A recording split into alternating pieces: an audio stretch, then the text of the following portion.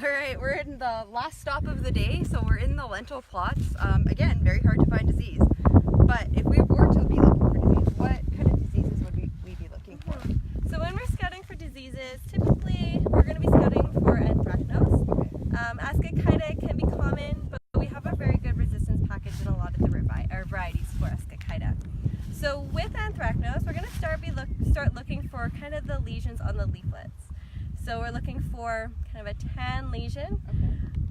For anthracnose on the lesion itself, we're not going to see any black pepper structures. We're not going to see any pycnidia. If you see pycnidia, it could be Ascochyta.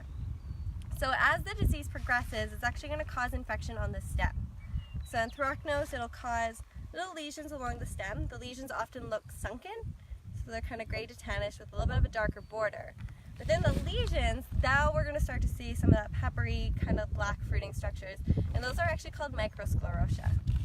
And so when we're scouting to determine if we want to apply a fungicide for anthracnose, there's actually a risk assessment guide on the SaskPulse website that talks you through all the favorable conditions, and it assigns a number to them based on where your personal conditions are in the field, and it can kind of help you determine where you sit on a risk assessment level and help you decide whether or not a fungicide is required. So it's good to scout multiple times.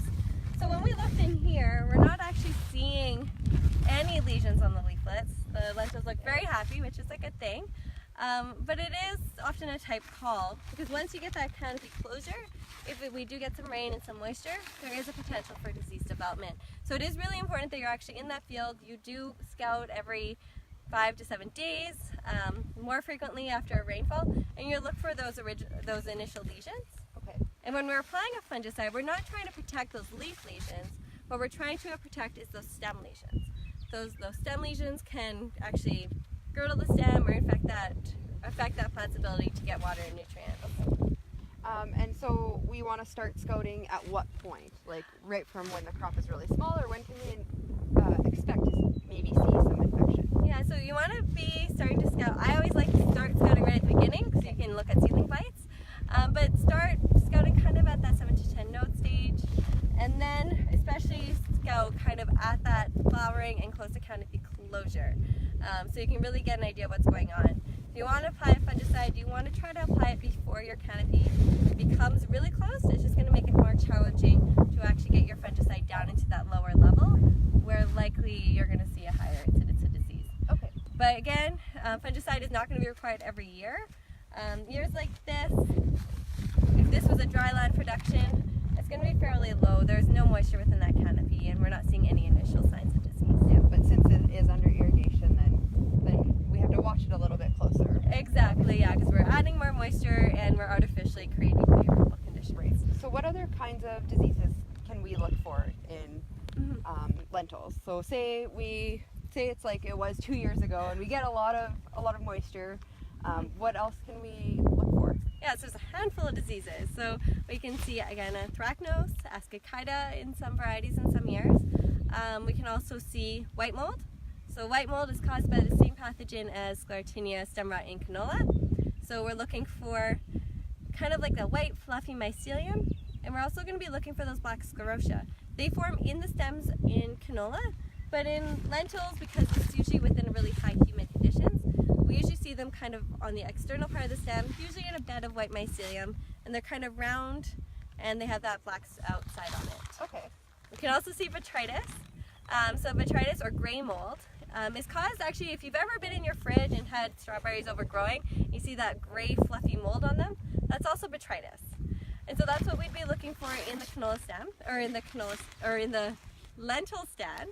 So typically occurring when the canopy is closed, really humid conditions, and we can actually kind of see that gray mycelium.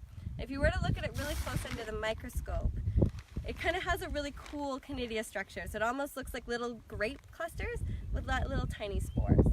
So if you're ever wanting to kind of dig into your pathology inner self, take a look at those. They're kind of fun. And you can also see Stemphylium blight. So Stemphylium, the initial symptoms can look similar to anthracnose, where you're seeing that tan lesions on the leaves and early leaf drop. But you can also, when it's more mature, you may see a plant that part of the plant has just kind of turned white and died off. And that's typically similar to Stemphylium. And it's favored under wet conditions and warmer temperatures, but we don't know a lot about the economic impact on itself. And so where can people find more information on lentil diseases? Yeah, so SAS Pulse website has really good amount of information on lentil diseases. And also, if you don't have your Field Crops of Canada book, that's also a really good book to have with you. I usually have it with me wherever I go, just in case you see something a little bit different. But SAS Pulse has a really good amount of information on risk assessment, disease ID, as well as different management strategies. All right, I think that's just about it for our crop walk, but I do have one final question for you. If you could be any disease, what would you be and why? Oh, that's my favorite question because I'm split. I'd either be sclerotinia, because I think sclerotinia is like a magician. You think you understand it and then it does something totally different. Or I'd like to be Russ. Russ are kind of a world traveler. They get to go everywhere within a growing season, and I think that would be kind of fun too. Excellent. All right, so if you want some more information on this crop walk, you can subscribe to our Saskatchewan Agriculture e-newsletter, the Crop Production News. This will be in next week. You can find it online. Or if you happen to be watching this later and you have some questions, please feel free to send them in, and we will get in touch with you to give you the answer. So thank you for tuning in, and we will see you in a couple of weeks.